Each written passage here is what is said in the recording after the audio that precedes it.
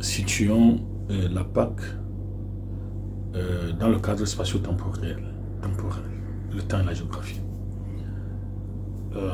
Les chrétiens, le dimanche passé, dans l'histoire, si on doit répliquer l'histoire, Jésus serait entré dans Jérusalem. Ce qu'on appelle l'entrée triomphale ou bien triomphante de Jésus.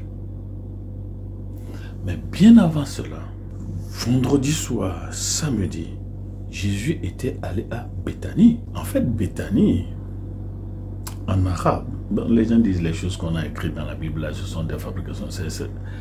Et suivez. Béthanie en arabe, c'est Al-Eizaria ou Al-Aizaria, la place de Lazare. C'est-à-dire quoi? C'est une vérité biblique. C'est là où Lazare a été ressuscité. Donc les noms portent les vérités bibliques. Donc nous récapitulons. Le dimanche passé, c'est-à-dire le 24 mars, Jésus a fait son entrée triomphale à Jérusalem. Ce qui voudra dire que la nuit du 22 au 23, Jésus était à Béthanie, où il a ressuscité Lazare. Et c'est à Béthanie aussi que Marie a oint Jésus. Revenons alors au dimanche le 24. Jésus fait son entrée à Jérusalem. Et les gens, les palmes, c'est pourquoi on l'appelle le dimanche de palme, c'est ça? Palm Sunday.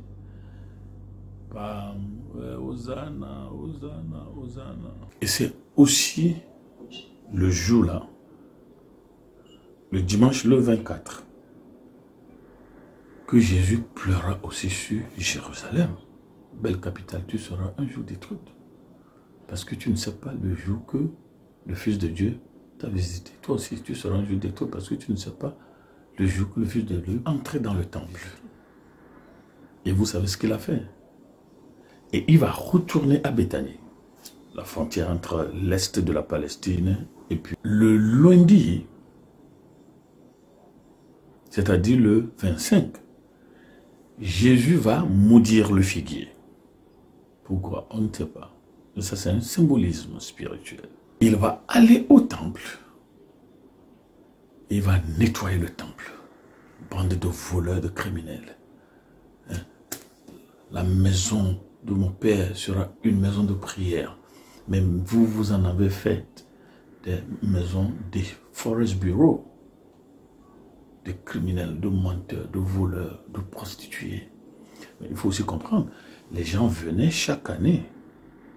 Ils venaient des territoires voisins, Cyrénaïque et Libye, tout ça.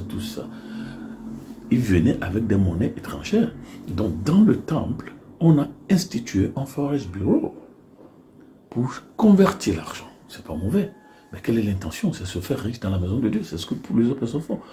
L'évangélisation, l'évangile est maintenant commercialisé. Qu'est-ce qu'on cherche? On cherche de l'argent. Il dit, je vais prier pour toi, il faut donner 300 000. Comment? Depuis quand on paie la prière? Ça, c'est la diabolisation de dons de grâce que Dieu vous a donné. Donc, il va nettoyer le temple et il va faire le discours sur la montagne. Lundi, il va maudire le figuier, va nettoyer le temple. Et le mardi, les disciples vont voir le figuier maudit en allant vers Jérusalem. Il aura les controverses sur le temple. Il va faire le discours. Maintenant, le mercredi, Jésus va revenir à Jérusalem. Jésus va continuer son enseignement dans le temple. Discours sur la montagne. Donc, il vient à Jérusalem. Il pose un acte tampon. Il se replie sur Béthanie. On dirait, aujourd'hui, c'est un rebelle qui a fait de Béthanie sa base militaire. Mais pourquoi est-ce que les forces loyales n'ont pas attaqué Béthanie? Ce n'est pas Béthanie qui est le problème. Le problème, c'est l'armée biblique, divine, ne fait pas une épuration ethnique, ne rase pas des villages. est-ce que les services de renseignement ont réussi à identifier les personnes ou bien ont tiré sur tout ce qui bouge? Pourquoi est-ce que les forces loyales, les forces gouvernementales n'ont pas attaqué Béthanie? Puisque Jésus vient à la capitale, il fait tout ce qu'il veut, hein, les actes d'insurrection, les actes d'atteinte à la sûreté de l'État. Il se replie sur Béthanie. Et c'est ici, on va lui poser la question, est-ce qu'il est permis de donner au gouvernement, payer les impôts, les taxes ou pas?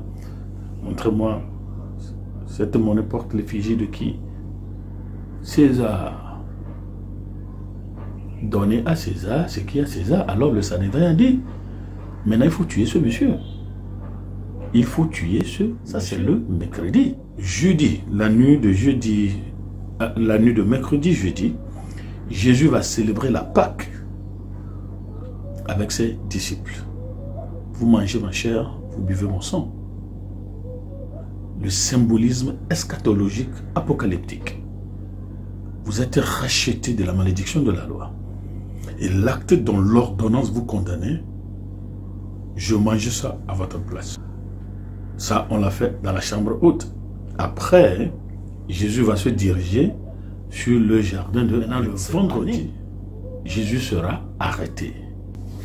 Donc, suivons en filigrane le procès de Jésus. Arrêté le vendredi, d'abord, il y aura plaidoirie. Il va comparaître devant Annas. Il part de Annas, on l'amène devant Caïphe et une partie du Sanhédrin. Après, il va comparaître devant tout le Sanhédrin. Lorsque Jésus est arrêté, ça c'est un peu après minuit, il va comparaître devant Annas et une partie du Sanhédrin avec Caïphe. Ça c'est la nuit, entre minuit et 6 heures du matin. Au lever du soleil maintenant, Jésus va comparaître devant le plein Sanhédrin. L'assemblée tout en session extraordinaire. C'est le gouvernement du pays. Ça, c'est devant les juridictions nationales. C'est un citoyen qu'on fait comparaître devant le tribunal, première instance, deuxième instance, troisième instance. Maintenant on dit, le Parlement doit l'écouter. Le Parlement doit l'écouter. Et le Parlement fait son rapport au gouvernement.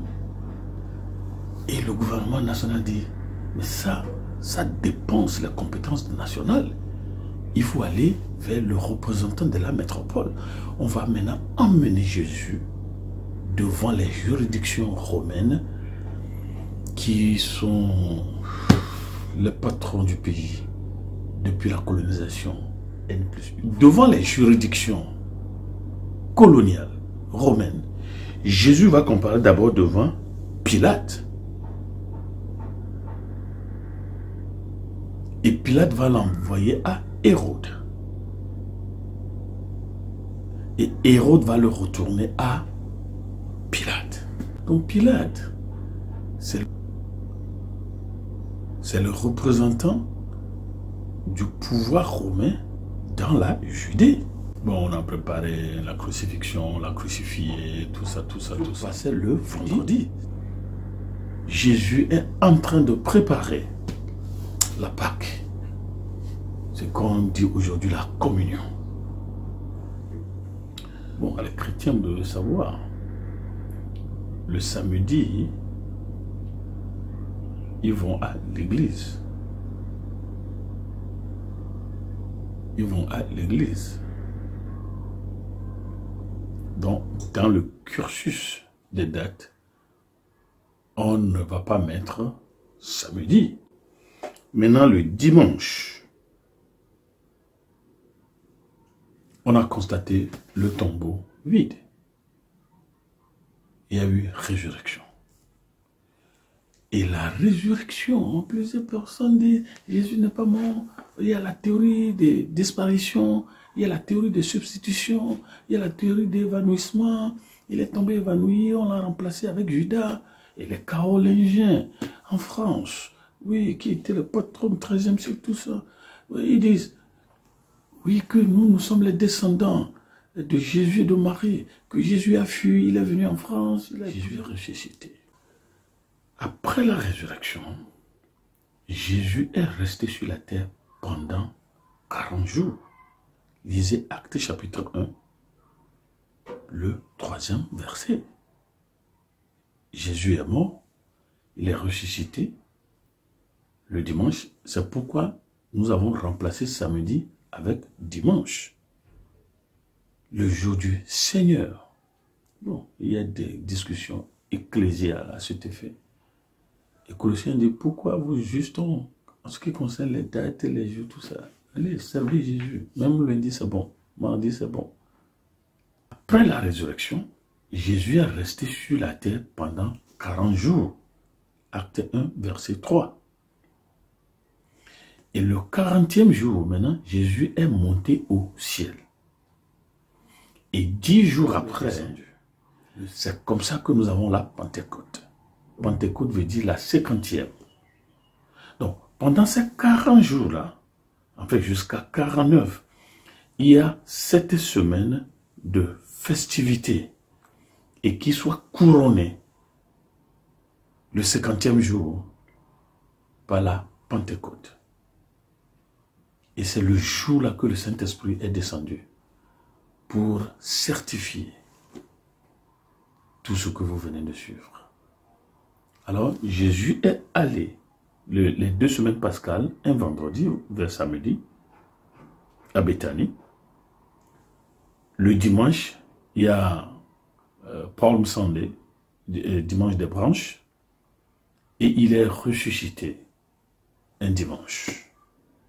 Voilà exactement, à peu près historiquement, comment les choses se sont passées. Vous avez besoin de savoir ce calendrier. Merci.